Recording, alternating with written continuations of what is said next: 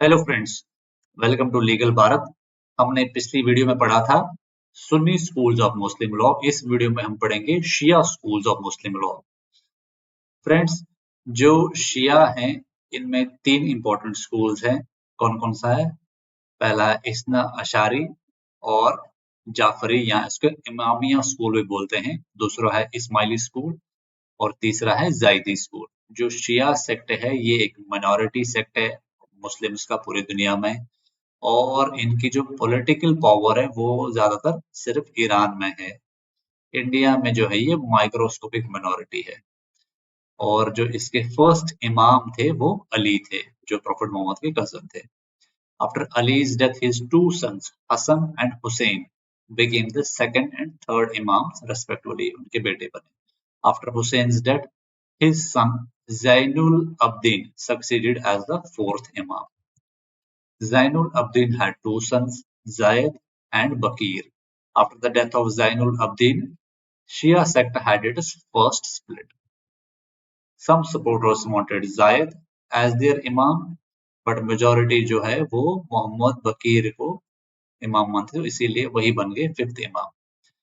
फिर बकीर की डेथ के बाद उनके जो सन थे जफर सदीक, वो बनते हैं सिक्स्थ इमाम of the majority group of Shias. After Jafar सदीक's death, there took place the second split in the Shia sect. He had two sons, Ismail and Musa Kazim.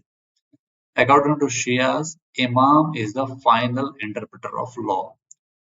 Sixth Imam जो थे वो Zafar founded the Shia school, उन्होंने शिया school को found करा। आप देखते हैं स्कूल्स ऑफ शिया कौन कौन से। पहला इतना अशारिया स्कूल या इमामिया स्कूल, इस्माइली स्कूल और जायदी school.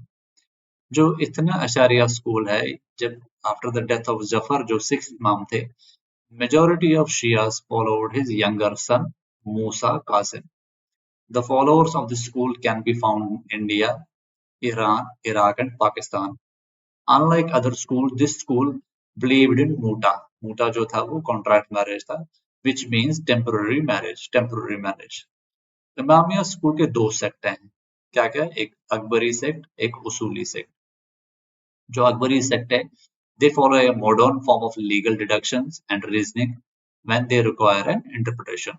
The traditions by the Imam hold importance in this sect. Usuli school जो है, जो sect है, they are in quite dominance as compared to the Akbaris. This school believed in the true sources of Muslim law, the Quran, the Hadith and the Ijma पर ये believe करते हैं। जो अकबरी है वो इमाम जैसा इंटरप्रिटेशन करता है उस पर ये बिलीव करते हैं। The word Usuli means theory of jurisprudence, means that the school relies on the jurisprudential principles. फिर second school आता है Ismaili school. After the death of Zafar, sixth Imam, minority of Shias followed his elder son Ismail. तो इसीलिए इस school का नाम Ismaili school पड़ता है। Originally, the Ismaili school prevailed in Egypt, but its followers can be found in Pakistan, India and Syria में भी इसके followers हैं। This sect as a whole believed that God is one.